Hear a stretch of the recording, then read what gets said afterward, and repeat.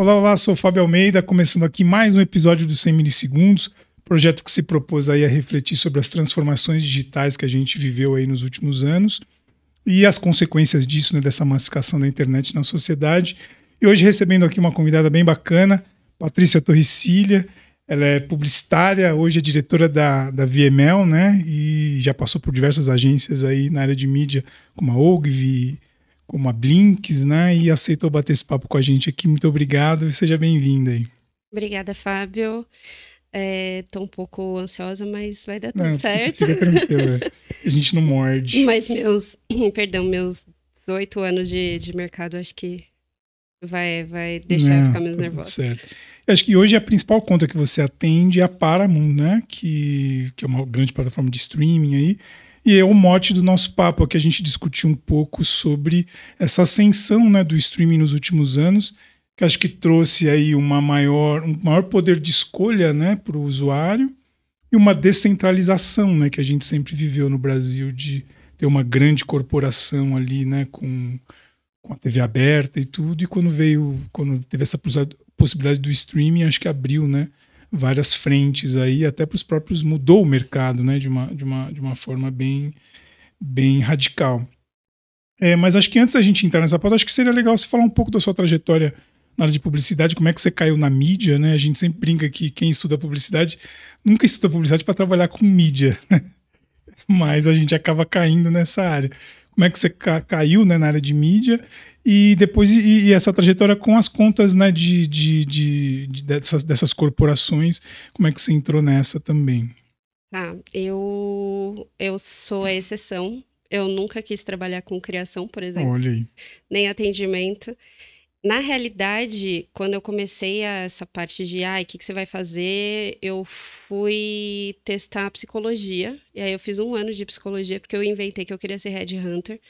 Aí eu trabalhei na área 6 meses, achei muito chato. Assim, sempre as mesmas respostas e sempre uma enganação, né? É isso. Toda entrevista é uma enganação. E aí eu falei que eu comecei a pensar em alguma coisa diferente que também mexesse com o cérebro, em desejos, vontades, e aí surgiu a publicidade. Eu já gostava bastante de números, então quando eu olhei que tinha mídia, que tinha essa parte de planejamento, eu entrei, meu primeiro estágio, inclusive, foi em mídia já, e eu nunca mais saí. Eu comecei no Jornal DCI, não sei quem conhece, mas um jornal extremamente específico. Bem nichado na época, muito, né? nichado. E de lá eu fui pro Yahoo. Passei acho que 6 meses lá. E aí eu fui pro Yahoo como estagiária. Fiquei lá 2 anos e nunca mais saí de mídia. Legal. Foi bem bacana. E aí, depois do Yahoo, cara, foram muitos lugares que eu trabalhei, assim, eu pinguei bastante no começo, mas eu fiz o ciclo todo. Eu fui agência, eu fui cliente, eu fui ad server, eu fui veículo, e eu gosto mesmo de agência. Eu entendo que é um dia a dia bem complexo, né? Complexo é pouco, né? É difícil, mas eu gosto bastante. A dinâmica de você conseguir ver 360 graus a estratégia do cliente é o que mais me interessa, assim, sabe? E em agência a gente tem isso. Nem em cliente, às vezes, você tem, né? Porque você fica muito naquele nicho, né? Exato. A agência te dá um panorama diferente, assim. E você pegou, então, muito essa transição também do off pro online, né? Como é que você também se adaptou a isso, assim? Como é que é hoje no dia a dia também combinar essas duas coisas, né? Eu entrei 100% no mundo digital, né? No DCI, por mais que fosse jornal, eu trabalhei numa área que fazia um suporte pro digital deles.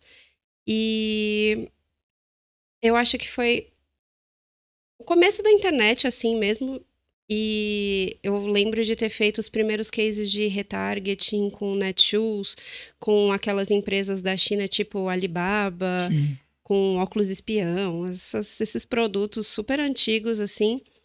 E a internet era muito diferente, né? O que você conseguia fazer e ver essa mudança, todo esse progresso todo da internet É muito legal, porque ela passou de um meio completamente desconhecido e só uma novidade, e ela vai se adaptando e encontrando maneiras de ser mais tecnológica, de entregar mais dados, mais informações, ser mais eficiente, ter uma metrificação do começo ao fim. Então, essa é a parte legal, assim, da internet. E eu comecei a fazer offline já na metade, da metade para cá, né? Então, tu fez o caminho contrário, Eu né? fiz o Tem caminho a expertise do contrário. digital e teve que correr atrás do É. off, né? E eu acho que é extremamente mais fácil, tá? Tá. Muito mesmo. Então, até porque quem entende com profundidade a internet e vê que ela tem muitas nuances e muitas métricas e muitas particularidades, entende que o off, ele precisa de um trabalho maior na parte de planejamento, ele é uma coisa mais braçal mesmo, né? De você ainda fazer mapa de X Uhum. ali, mas depois que você colocou no ar, não tem o que fazer. Morreu ali e É, você só vê o resultado, eu acho que a né? diferença, a internet, o trabalho não termina, Não né? para nunca. Porque a campanha tá no ar, tá gerando dado, pode dar algum problema. Na campanha na televisão, no rádio, foi, né? Não tem É, muito é. muito o que fazer, Não né? tem muito como você ligar para a Globo e falar, tira o comercial É, agora. não, Não, né? Não funciona muito bem sim, assim. sim. Mas esse caminho inverso, acho que me proporcionou uma riqueza muito grande de detalhe no digital. E eu trabalhei tanto com a parte de performance, desde quando eu comecei, eu trabalhava mais com a performance mesmo. Então, eram sempre campanhas. Eu passei por campanhas de geração de fãs no Facebook. Hum, Então, a gente tinha que trazer fãs. Eu lembro quando a gente bateu a meta de 1 milhão de fãs de Burger King, a gente tinha que bater antes do McDonald's. nossa. E, assim, foi uma correria absurda. A gente conseguiu por, sei lá, 5 minutos, assim, a meta. E o quanto isso foi evoluindo depois para campanhas de efetivamente compra com É e-commerce, interação, engajamento, interação né? e toda essa mudança, né? Até mostrar, por exemplo, como que o Meta hoje, você fala de engajamento, antes você falava de curtir, comentar e compartilhar. Hoje você tem muito mais opções e que são mais relevantes para o negócio do que uma pessoa curtindo a Só sua curtir, né? Porque é publicação, sabe? muito simples, muito simplório acaba sendo, É. né? Legal. E aí, falando um pouco dessa área dos streamings aí, né, da Paramount, como é que você entrou nessa, assim, como é que tá esses últimos anos de trabalho com essas corporações, assim? Eu entrei na AVML para cuidar especificamente de Viacom, que é um Aham. compilado hoje aqui no Brasil de Paramount Plus, Pluto TV, Comedy Central, Porta dos Fundos e MTV. E para cuidar de todas essas contas, são praticamente todos os streamings, né? Tirando o MTV, Que é a TV a que é a cabo, TV né? a cabo. E foi o primeiro cliente de entretenimento que eu cuidei, porque eu já cuidei de banco, eu já cuidei de seguradora, eu já cuidei de CPG, de tudo que você pode imaginar. E entretenimento eu nunca tinha cuidado. Então, para mim, foi um mundo muito diferente, muito legal. E ele é muito mais voltado para o awareness, né? Para topo de Ah, funil, para muito mais mostrar para as pessoas do que elas tenham efetivamente alguma ação específica, né? As campanhas que a gente cuida, né? Pelo menos. tá. Eu sei que existe esse Outras funil frentes, completo, tá.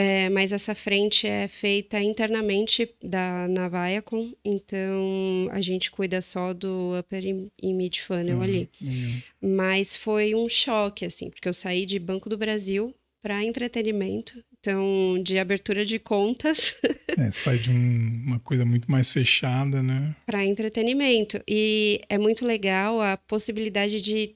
A possibilidade não, a necessidade de inovação que eles têm Sim. e de criatividade.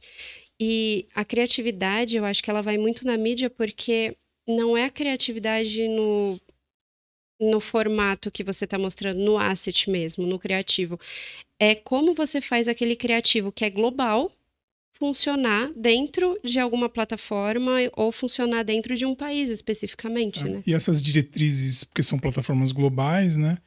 Essas diretrizes, ela vem já uma diretriz para vocês aqui no Brasil de como atual, vocês têm uma certa liberdade de adaptar esse asset aqui?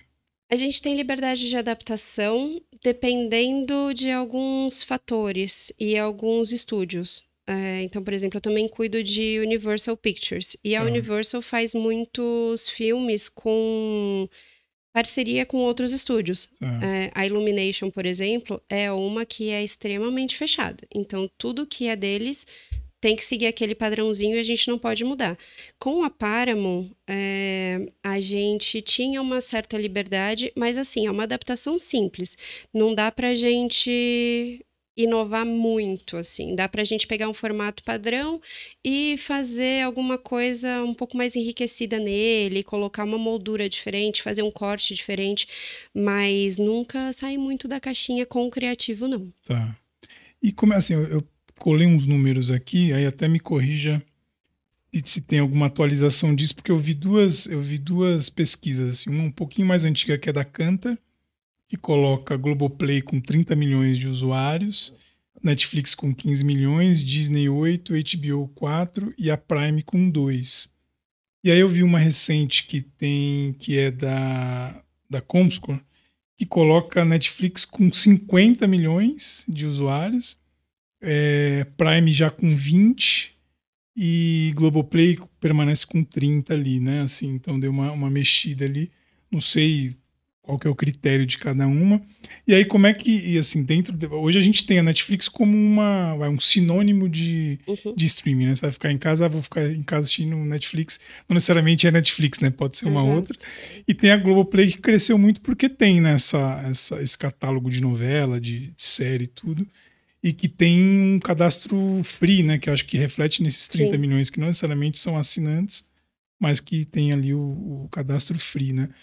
Como que é o posicionamento hoje? Primeiro, se você concorda com esses números aqui, ou se você tem alguma outra coisa ali para...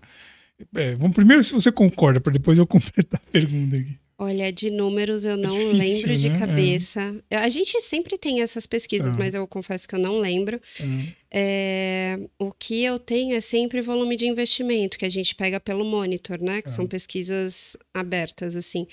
A Netflix não é a primeira mais em investimento, inclusive ela estava entre 7ª, 8ª, porque ela já está super consolidada, né? Já não vai crescer tanto, né? Exato. O crescimento dela, inclusive, foi muito exponencial e agora ele está atingindo um platô. Que é normal, né? O que eles estão agora... no que eles estão crescendo são nos assinantes pagos com anúncio. Com essas contas mais e até rentáveis. eu vi uma entrevista de um executivo deles que eles falaram que agora eles não vão mais divulgar o valor eles não vão mais fazer essa conta de número de usuários versus valor da assinatura, que eles vão divulgar para os investidores de uma outra forma, porque para eles não faz mais sentido e tal. Eu achei meio um tchananã ali, não, mas talvez porque tenha outras formas de monetizar, né? Mas é justamente isso. A forma de monetização deles muda um pouco, né? Como eles saem da dependência do usuário pagando mais caro, e agora eles têm também essa parte de anunciantes, que, by the way, está crescendo bastante.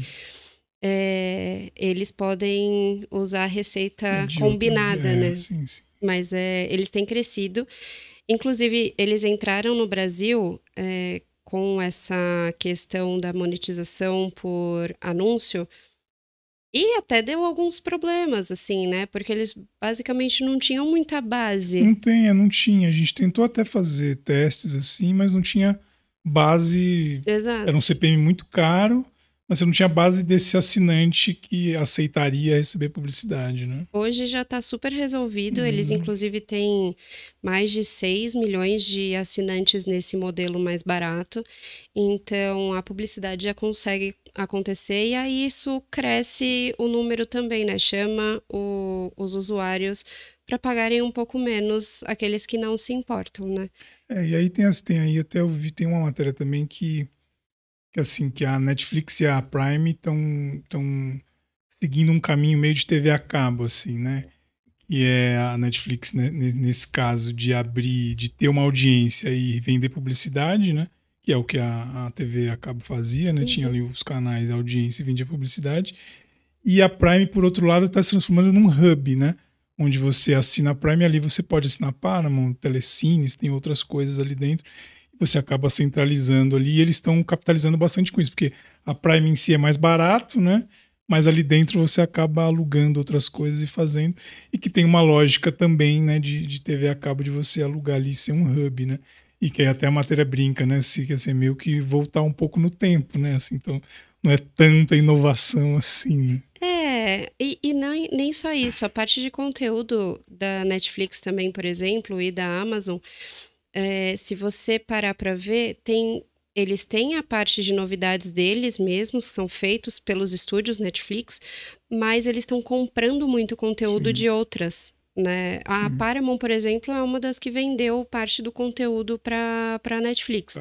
A gente tem no catálogo Yellow Jackets, que é uma que eu lembro que a gente fez campanha ano passado, e a primeira temporada está na Netflix e a segunda temporada, que é a que vai ser lançada, vai ficar exclusiva na Paramount. Então eles fazem uma estratégia ali essa para trazer. estratégia diferente. Então, mas aí essa complemento da pergunta é justamente esse, assim. No meio desses gigantes, assim, então a gente nem falou da Globoplay, né, que acho que é um outro. Mas assim, hoje a gente tem a Prime que cresceu muito, Netflix consolidada, a Globoplay é uma marca consolidada. Como é que fica a Paramount, né, assim, como que um streaming do tamanho da Paramount, que tem, né, um catálogo, como é que se posiciona, assim, é mais nichado? Como é que enxerga na hora que você vai pôr uma campanha no ar e ter ali, o que eles querem conquistar nesse meio aí, né? Olha, o objetivo da marca é ser a Netflix, né? A gente tem uma pesquisa que chama BAV, dentro da WPP, e a gente usa ela bastante para todos os clientes. E a gente basicamente analisa a saudabilidade ali da marca, né? Pontos positivos, os pontos negativos, o que precisa melhorar e mais ou menos onde ela se encontra numa matriz. Então, pensando numa matriz que tem 4 quadrantes, você pega o primeiro quadrante, é uma marca que tem... ela é massificada e ela é... assim, ela é massificada, mas ela não tem muito diferencial. Então, nessa vertical, não é? No eixo X a gente está falando de diferenciação e no eixo Y a massificação dela. Então, é sempre ideal que a marca esteja neste quadrante de cima, porque ela vai ser massificada, mas ela tem diferencial. A Paramount, quando entrou no Brasil em 2021, ela entrou já num quadrante de diferenciação, porque a Paramount ela é muito ligada à Paramount mesmo, né? O estúdio Paramount, que tem um catálogo muito legal, que tem atores muito bons, muito bem recomendados. Mas ela não tinha massificação, porque ninguém conhecia. Então, eles entraram no Brasil, nesse cenário, e a ideia era, vamos mostrar para todo mundo que a Paramount chegou. E a gente vê ao longo dos anos, 21, 22, 23, 24 a gente ainda não fez esse estudo porque ele sai no meio do ano. Mas a gente vê um movimento da Paramount de crescer em direção ao quadrante ideal, que é esse quadrante superior direito. Mas a gente encontra vários problemas. Por exemplo, o volume de investimento. A nossa diferenciação, apesar dela ser grande, a Paramount é reconhecida como uma marca tradicional, e por ser tradicional, o reconhecimento de investimento nela também passa como um investimento muito grande. A gente fez uma pesquisa, um brand lift numa campanha que a gente fez, que mostrou pra gente que a percepção do usuário era que o valor da nossa mensalidade, que é R$16,90, é super barato comparado com todas as outras, era 10 vezes esse valor por mês. Então, as pessoas não assinavam a Paramount porque elas achavam que custava R$150 por mês. Caramba! E não é, sabe? É um dos streamings... A Paramount entrou como o streaming mais barato e não mudou o preço, por enquanto, e a gente também não tem essa abertura de publicidade, pelo menos não por enquanto. Mas essas são as dificuldades. A gente encontra os gigantes como a A Netflix, que apesar de não precisar de investimento, ela continua sendo top of mind, não adianta, ela é sinônimo de streaming já. É isso. E aí isso é difícil tirar, né? Muito. E ela tem séries e conteúdos muito bons também, né? Então não. Eu acho que tem uma coisa da usabilidade, assim, tem algumas coisas que A usabilidade deles é a melhor que outros penam ainda nisso, assim, Sim. né? Aí a gente tem a Globo.com, não, a Globo mesmo, o Globoplay, e ela tem um investimento, tanto que ela faz em mídia, que não é tão grande, mas quando você pega todo o investimento que ela faz na própria emissora, em todos os canais proprietários, ela vira o maior investidor no segmento de streaming. Então, não é comparável, assim, é totalmente surreal. E ela tem também o benefício de ter a plataforma aberta, né? Que você consegue consumir todo o conteúdo da TV aberta. E aí eles têm essa abertura de publicidade, né? Então tem um inventário grande ali também que eles conseguem trabalhar, né? Porque mesmo quem é assinante recebe publicidade, né? Recebe. Em alguns momentos ali dentro tem publicidade também. Recebe. Né? E a Paramount, ela entrou como 7º player maior, né? Em investimento. A gente acabou passando para 4º ou 5º em 2022 e 2023. E agora a gente diminuiu o investimento de novo. Mas esses são os principais desafios. E a gente foca muito nas regiões que a gente sabe que tem uma possibilidade maior de compra, né? Então, por mais que, por exemplo, São Paulo e Rio de Janeiro, que são os polos onde a internet pega melhor, a gente tem uma qualidade melhor de infraestrutura para poder suportar esse sistema, a gente também tem uma concorrência maior, porque é onde as pessoas que estão ali têm possibilidade de comprar todos os streamings.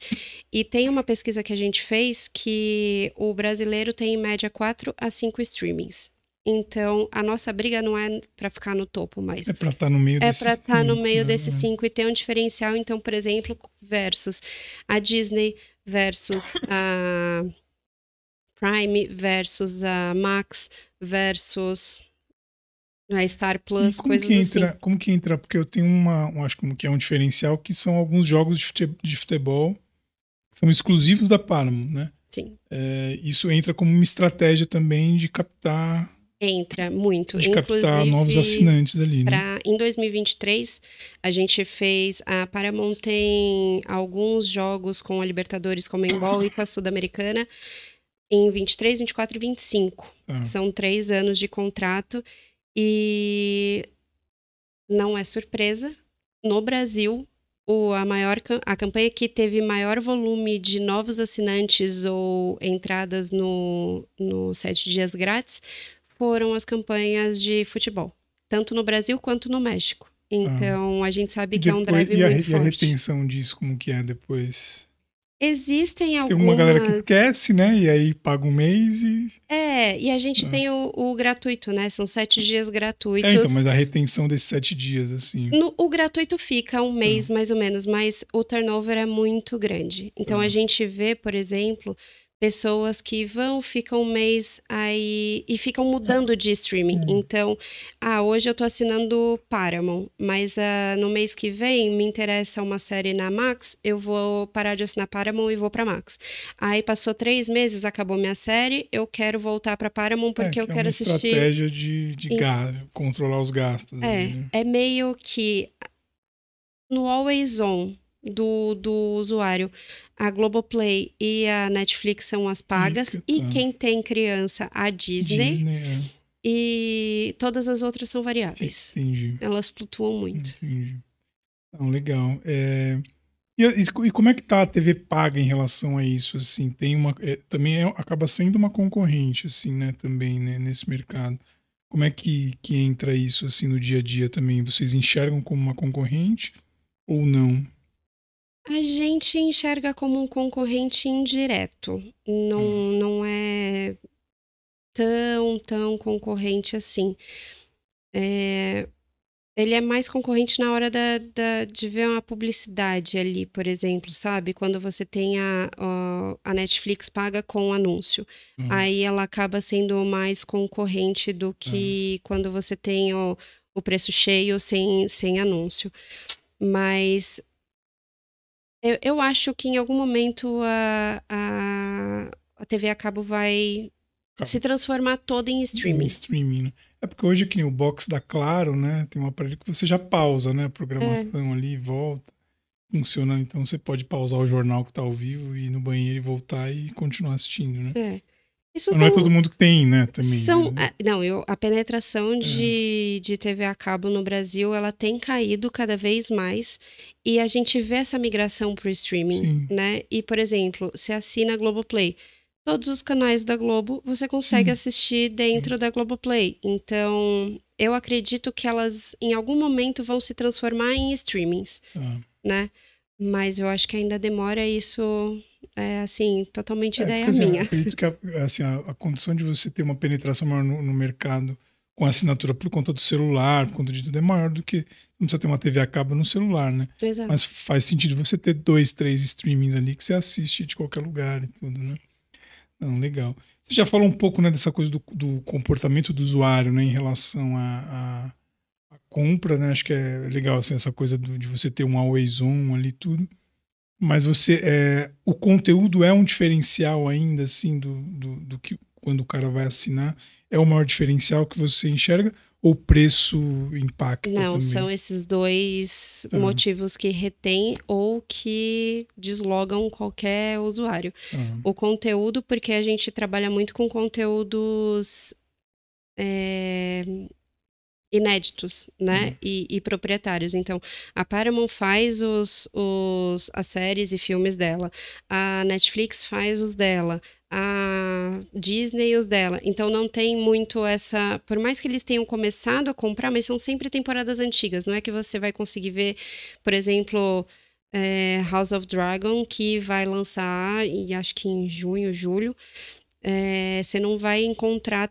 Talvez você encontre temporadas antigas em outros streamings, mas nunca temporada nova. Então, o conteúdo é muito importante para a decisão do usuário e o preço também. Então, se você coloca valores muito altos, assusta, até porque você não tem um streaming, né? Como eu falei, no Brasil, a média são 4, 5. Faz então, a conta, né? Quando você faz a conta, você tá pagando mais do que você estava pagando para uma net da vida. E o YouTube acaba sendo também um concorrente, né? É um concorrente forte. A gente nem falou nisso no comparativo, porque o YouTube não se posiciona, né, como um streaming, mas acaba sendo, né? Porque tem um repositório de conteúdo imenso ali dentro, né? Sim. Eles são... mas o conteúdo, o que difere o YouTube dos streamings pagos, até porque o YouTube tem a parte paga também, é muito o tipo de conteúdo. E a forma que se consome também, né? Exato. O conteúdo no YouTube, ele é muito feito por pessoas e não necessariamente é um conteúdo profissional, produzido, né, de grande budget ali. Mas é um conteúdo que eu posso fazer, você pode fazer, a gente está fazendo, inclusive. Sim, justamente. E todo mundo pode se conectar. Eu acho que ele é entendido como outro tipo de streaming, assim. Mas, sim, eu vi uma pesquisa uma vez, acho que foi ano passado, mas eu não lembro exatamente quem que era. Mas a gente no Brasil tem mais de 70 streamings. Caraca, é muita coisa, né? E como é que entra? Você também tem a Pluto TV, né? Sim. A Pluto TV é um outro posicionamento, assim, né? Porque é uma plataforma gratuita, né? E que é ela sobrevive, vamos dizer assim, de anúncio, né? Exato. Como que é o posicionamento também disso para divulgar e tudo? Como é que a diferença vai de uma Paramount para um posicionamento da Pluto, por exemplo? É 100% diferente. Inclusive, internamente, eles são pessoas diferentes cuidando, né? São equipes diferentes. Porque a Pluto TV, ela é um conteúdo quase como se fosse uma TV linear. Porque você tem, por exemplo, canais específicos. Você tem um canal só do Bob Esponja. Você tem um canal só dos Três Patetas. Você tem canal da Record News agora. E tem vários. Mas são conteúdos que passam na TV e passam lá também. E ele é voltado para, por mais que a gente fale que não, ele tem uma pegada um pouco mais classe CD, Tá. né? Porque ele é gratuito, ele tem infinitos canais. De ano a ano, eles crescem em média entre 20 e 50 canais Hum. em cada localidade. Assim, eles estão trabalhando bastante em ter parceiros de conteúdo de todos os tipos. Notícia, novela, entretenimento, filmes, desenhos. Então, é diferente, assim, o posicionamento. A Paramount Plus, ela é muito para concorrer com Netflix, Globoplay, Amazon, Disney, e a Pluto TV, ela tem outros concorrentes, mas todos gratuitos. Tá. É uma outra seara ali de coisa. E aí, falando um pouco de mídia, assim, né, que é a sua estrada, como é que é o desafio no dia a dia hoje? A gente tem muitos canais, né, para divulgar, tem redes sociais, display, vídeo, mídia programática, o próprio off, né, hoje tudo se entrelinha ali. Como que é o desafio hoje nesse mix de mídia, né, para essas empresas se divulgarem, sendo que nem sempre tem dinheiro para estar em todas ali, né, seria o mundo ideal, né, se você tem um pouco. Mas como que é a escolha disso, né, baseado no comportamento do usuário hoje, que é muito quebrado, né, a gente tá em vários lugares ali, com várias telas, né, como é que é isso no dia a dia de vocês pensarem a campanha pensando nessa quebra de atenção que o usuário tem bem mais hoje do que tinha há alguns anos, né?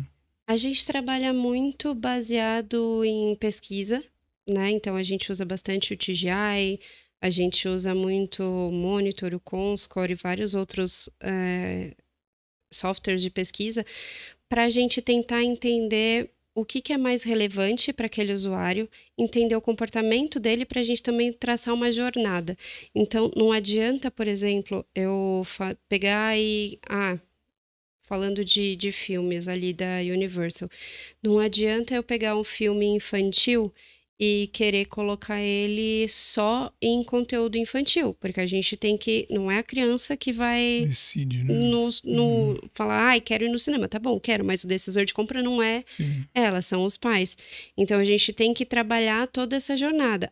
É uma pessoa que ela vai para o trabalho, por exemplo, de transporte público. Então, a gente prioriza pontos que sejam de transporte público. A gente trabalha com pessoas, é um público mais, sei lá, classe AB, que anda muito de Uber, a gente consegue fazer publicidade no Uber.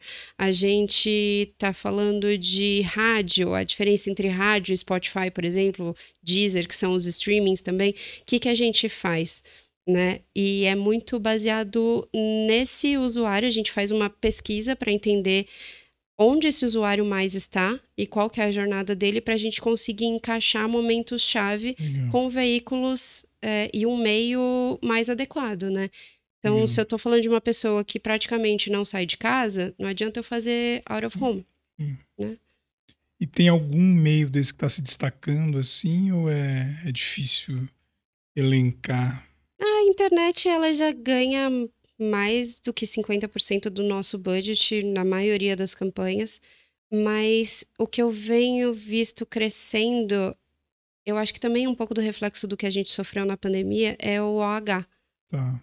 Porque no OH tudo se fechou e ninguém queria fazer propaganda na rua. Sim. Hoje em dia, e até em São Paulo, por a gente ter, por exemplo, a cidade limpa, né, essa lei, a gente precisa de projetos diferentes. E então a gente está trabalhando o OH de duas formas. A gente tem o standard, que a gente vai colocar o ponto de ônibus, a gente vai fazer o metrô envelopado, a gente vai colocar o relógio de rua, o elevador, mas a gente também precisa pensar em alguma coisa diferente que se destaque, que faça destacar. Gera conversa, né? Exato.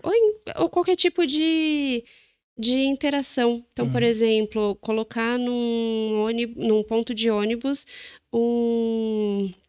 uma maquininha de retirar sticker. A gente fez com Danone, com Iopro, uma maquininha que dava Iopro. Então, você tirava... Eu não lembro qual que era a dinâmica exatamente, mas era alguma coisa, você respondia uma pesquisa e você ganhava um Iopro.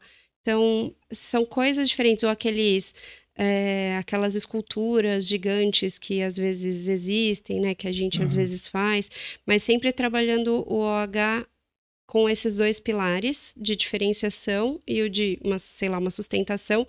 E eu vejo que por conta disso os investimentos em OH estão crescendo e tomando lugares de, por exemplo, rádio, de outros meios mais offline. E a mensuração disso, assim, é awareness mesmo, a mensuração? Ou tem outras formas de mensurar o impacto disso na ponta?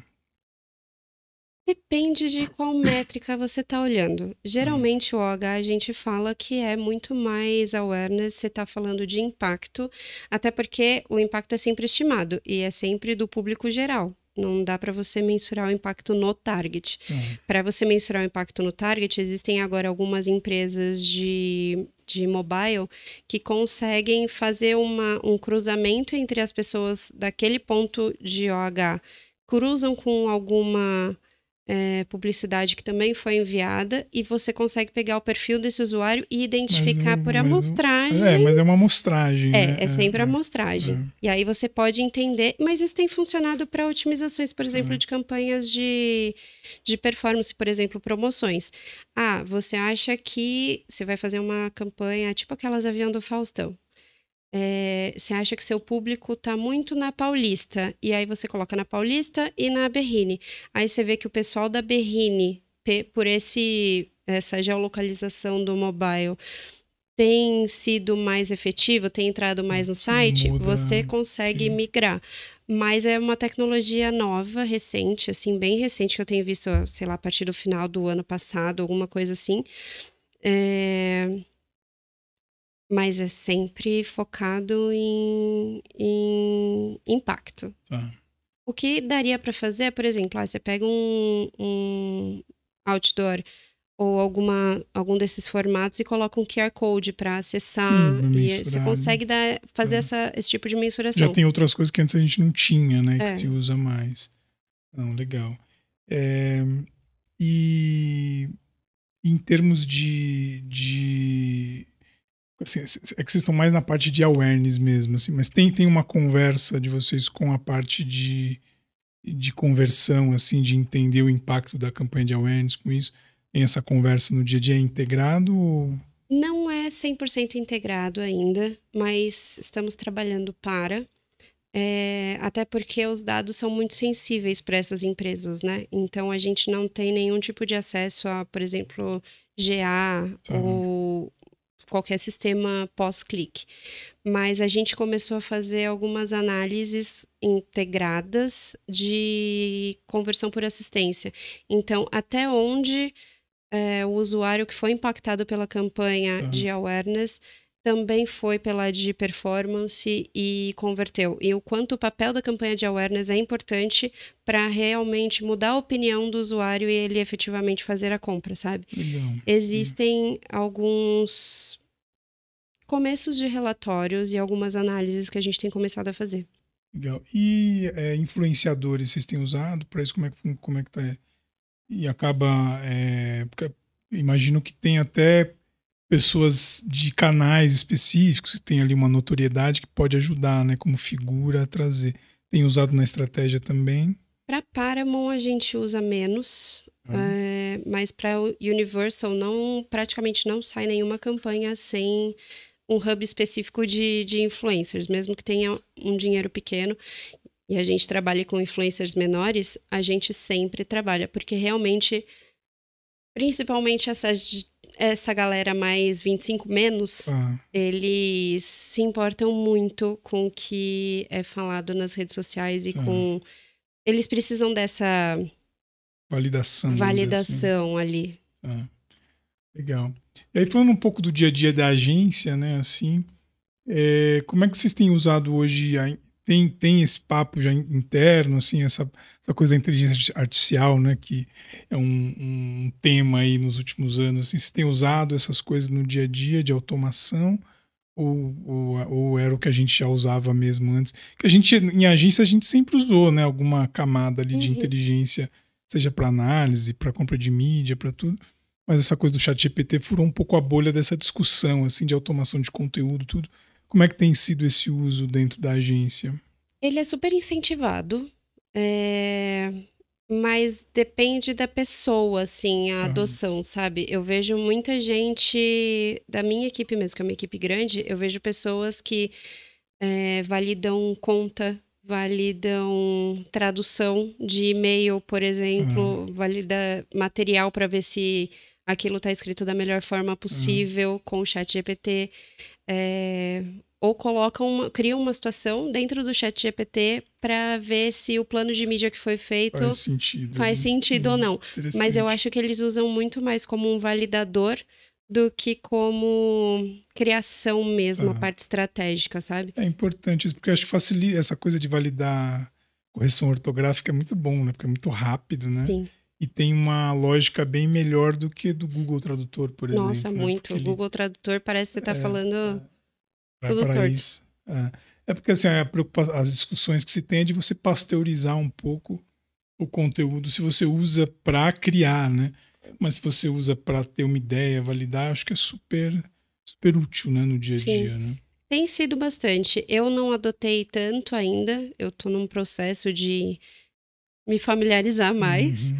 mas eu vejo bastante gente usando. Eu tenho usado, até para fazer pauta, assim, que eu jogo lá um monte de ideia e ele organiza, aí depois eu vejo o que faz sentido e vou melhor fazer uma coisa que eu demoraria, sei lá, 1 hora para escrever, ele me organiza em minutos, Minutos, né? né? Então e para ortografia também eu uso bastante, assim, porque é muito rápido ali, né? Mas assim, é uma coisa que eu já testei, assim, de artigo, essas coisas, eu acho muito quadrado, assim, né? É, Fica muito mais do mesmo ali, ele usa umas palavras muito. E mesmo que você pede para me dê uma outra versão, dá uma outra, é muito quadradinho ali a coisa, né? eu acho que falta colocar um pouco de você, sabe? Não, É o assim, que você falou, pasteuriza é, tudo e fica tudo é, muito igual. é, Eu sou uma pessoa que eu gosto de tudo diferente. Não diferente diferente de, ser pô, original, né? tem que ter a sua Sim, carinha, assim, sim, sim, sabe? sim. Então, eu acho que usar ele como validador e fazer o que você faz. Joga lá alguma coisa e depois você coloca a sua Sim, cara sim, nele, sim, funciona muito melhor pra mim. sim.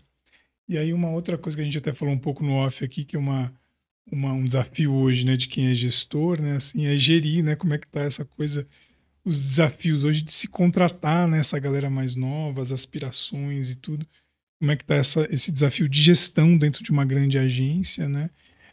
O que você tá, quais são as dores aí e os amores, né, que tem, né, nessa lida aí. Olha, tem que ter muito amor mesmo. Para trabalhar com bastante gente. Eu acho que uma coisa que, pelo menos, eu incentivo até as pessoas da minha equipe que já estão num papel mais sênior de liderança é muito gostar de pessoas e ser empático. Você tem que pensar no outro. Você não, apesar de, querendo ou não, somos todos números para uma empresa, É, independente de qual seja a sim, empresa, sim. você precisa ter empatia, você precisa entender a dor do outro. E eu acho que a parte de contratação, ela. E gestão mesmo dessas pessoas, eu acho ela muito complexa, porque você está lidando com pessoas. E cada pessoa tem o seu modo de funcionar diferente, tem o que é importante para ela e o que é importante para você pode não ser importante para mim, o que eu vejo valor você pode não ver valor. Então, entender essas nuances é muito importante. Entender quando a pessoa tá afim e ela pode não entender daquilo, mas se você der uma aula para ela, ou se você ensinar, ela vai ter vontade de fazer. Eu acho mais importante isso do que a pessoa que já tem 100% domina uma técnica, mas não tem essa parte humana. Eu vi uma palestra de um cara chamado Adam, eu não lembro o nome dele, mas ele trabalha lá dos Estados Unidos e ele trabalha com gestão de pessoas. E como é um tema que eu gosto bastante, eu leio muito e tento procurar conteúdo sobre. E ele falou que existe uma matriz que foi feita uma pesquisa com as pessoas do Exército e Marinha, lá nos Estados Unidos, de pessoas que são confiáveis e pessoas que são boas na técnica do trabalho mesmo, sabe? Que entregam aquilo e sabem fazer. Então, de novo, é um gráficozinho. Na vertical, você tem nível de confiabilidade da pessoa e na horizontal, você tem o nível de técnica que ela tem. Idealmente, a empresa, separando em 4 quadrantes de novo, você quer sempre a pessoa com maior técnica e maior confiabilidade. Mas existem as pessoas que são muito confiáveis e zero técnica, e existem as pessoas que são muito técnicas e zero confiáveis. E nessa pesquisa, apontou-se que a maioria das pessoas estava no quadrante de trabalha muito bem, mas é zero confiável, do que as pessoas aqui. Essas que são muito confiáveis e muito técnicas, elas são praticamente unicórnios.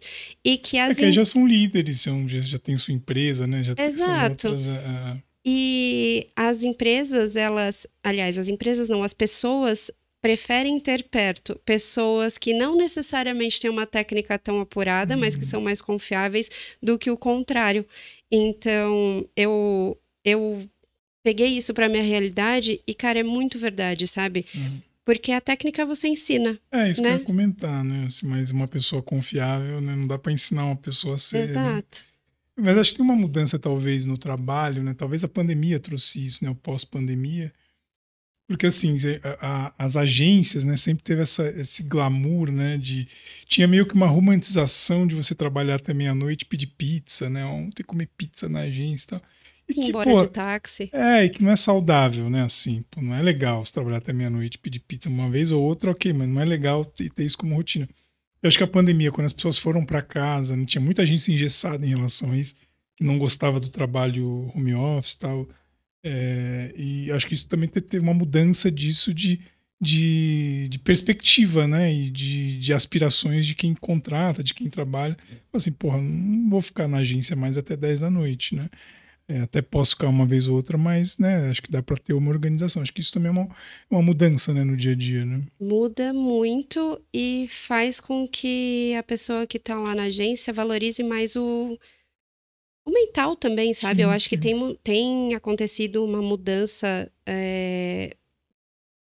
estrutural de até as empresas entenderem que não adianta você querer que a pessoa trabalhe 12 horas por dia. Ela precisa trabalhar as 8 horas, precisa ter o tempo de entretenimento dela, o tempo de descanso, para que ela queira voltar. Porque o turnover também era muito alto. Eu trabalhei em agência que tinha gente que ficava 3 meses em agência e não aguentava. Por quê? Porque eu mesma já fiquei em agência que eu ia embora 3 horas da manhã e eu tinha chefe que, se eu não tivesse lá às 9 da manhã, tava lascada, sabe? Ainda tomava uma puta bronca. Então, eu acho que existe uma mudança no pensamento das agências de tentar trazer uma qualidade melhor de vida. Na VML, cara, é surpreendente, assim, como é bem diferente. E a gente tem uma qualidade de vida, a gente consegue trabalhar das praticamente 9h30, 10 horas até as 7 da noite, fazer o horário de almoço. E, inclusive, é uma coisa que o profissional que está em casa fazendo home office também tem que se policiar. Eu era uma pessoa que, na época do que fechou, lockdown total, eu trabalhava das 9 da manhã, eu trabalhava até 10 horas da noite. Notebook sempre debaixo do braço. E né? não, você colocava ele do lado da cama e você só acordava e colocava ele na frente, ligava ali. E você não fazia horário de almoço, você não fazia nada. E é uma coisa que eu acho que a gente também precisa se policiar para trabalhar em horários certos, né?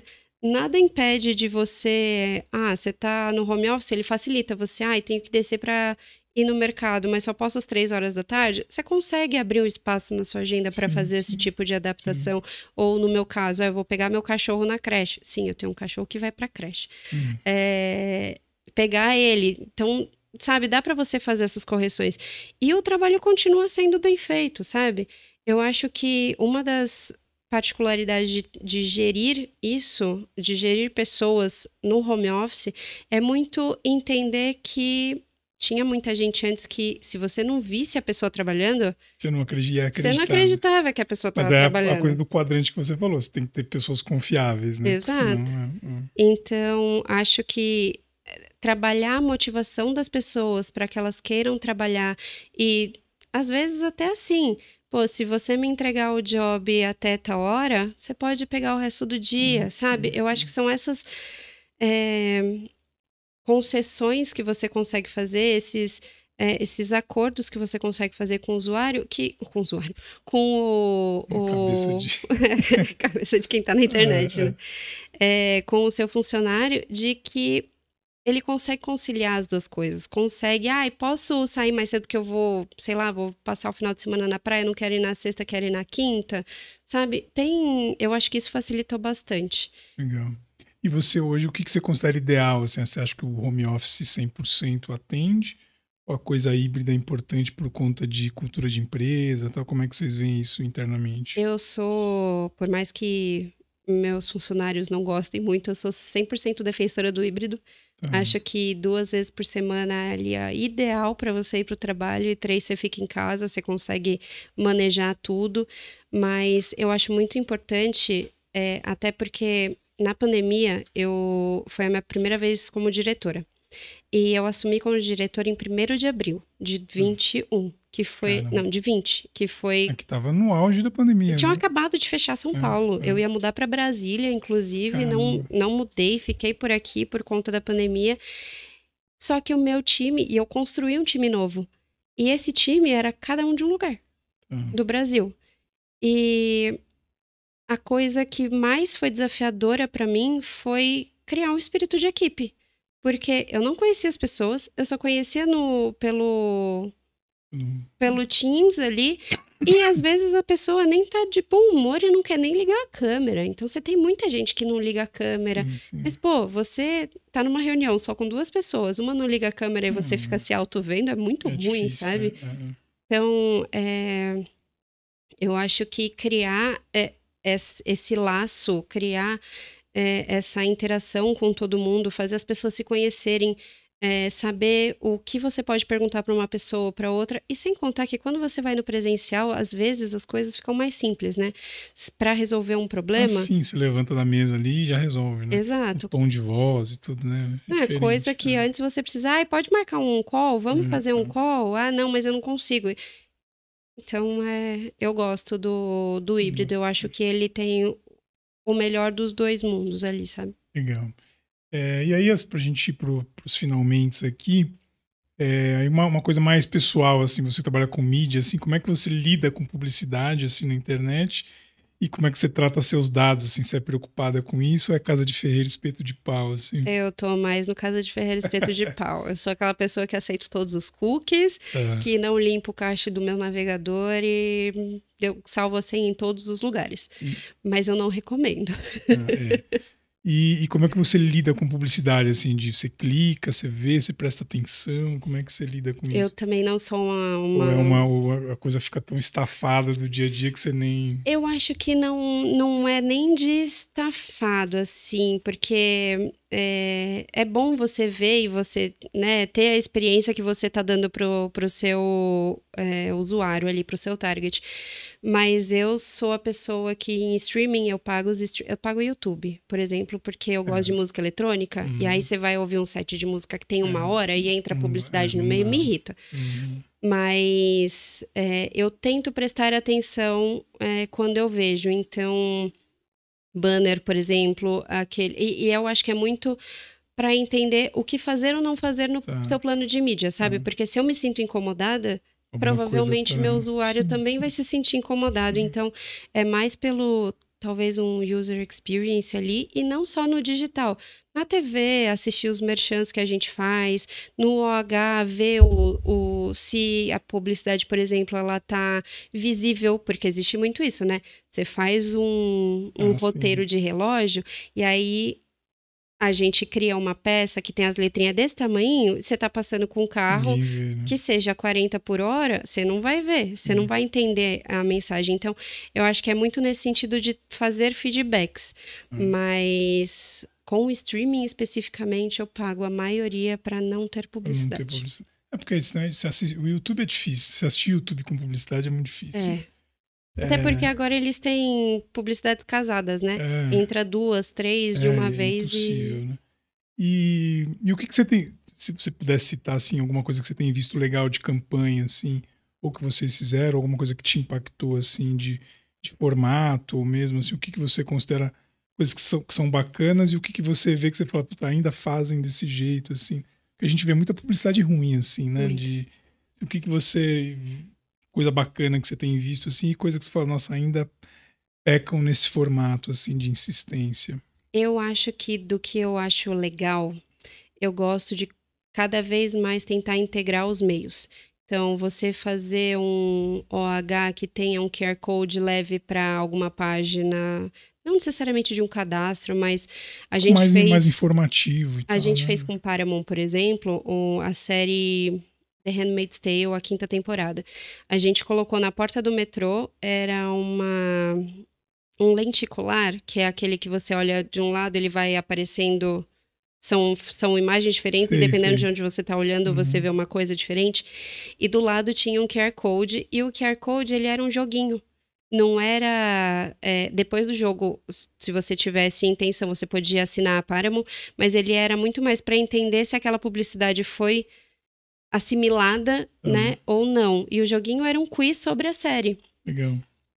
Eu acho essa integração muito legal, e eu acho que o OH está evoluindo muito para ser cada vez mais digital e mais integrado, e possibilita, cara, muitas coisas, desde uma geolocalização, e você consegue, por exemplo, a gente com Universal, a gente consegue pegar pontos específicos próximos a shoppings ou a cinemas e colocar em horários específicos e aí você consegue rentabilizar mais o seu plano, porque eu não preciso gastar, por exemplo, segunda e terça e sexta-feira, que eu sei que não são os dias que as pessoas vão no cinema.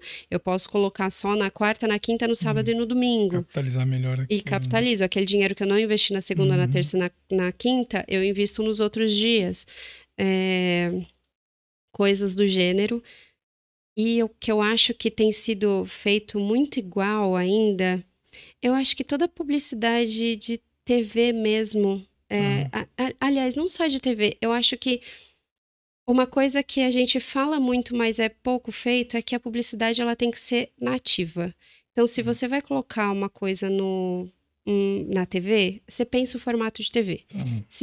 E depende do tipo de TV, né? Se você tá falando de streaming de CTV, você precisa de um outro jeito de impactar. Porque você tá falando com um cara que pode pular a tua publicidade. Sim. Não é diferente de você... mais rápida, né? Exato. Ou quando você vai colocar um banner num portal, você tem que ser diferente de um Reels que você coloca no TikTok, no Insta, sabe? Você tem que pensar a sua publicidade e pensar o seu criativo, independente de ser na mesma campanha, você tem que pensar formatos diferentes. Eu acho que isso é uma coisa que a gente bate muito, mas é pouco feita.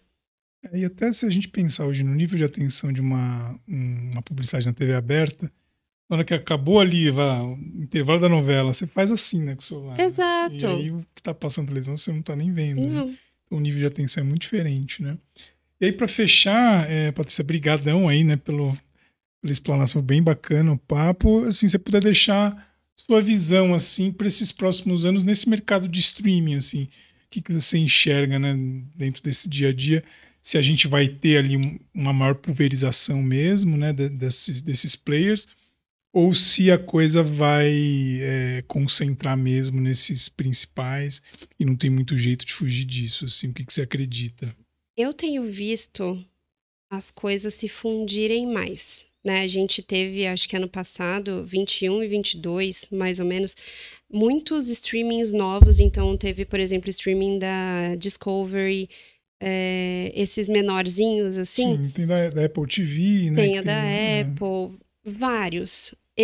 Na minha visão, em algum momento eles vão começar a se juntar. Tá. Para ficar menos grupos, mas ainda em grupos. Mas minha visão é de que eles vão diminuir e que a gente vai ter sempre a versão 100% paga, sem anúncio, e que cada vez mais a gente vai ter... Que é um modelo assim, que eles vão adotar, talvez, de ter Eu acho que esse modelo da Prime ele é interessante, né? De ter um hub ali, que é um modelo de TV a cabo, mas você ter ali uma assinatura que você consegue também ser flexível, né? Agora eu assinei esse um mês, cancelei, mas você está dentro ali, né, do seu painel, né? De você não precisar fazer um novo cadastro, reativar, cadastrar o cartão de crédito, né? Acho que é um caminho.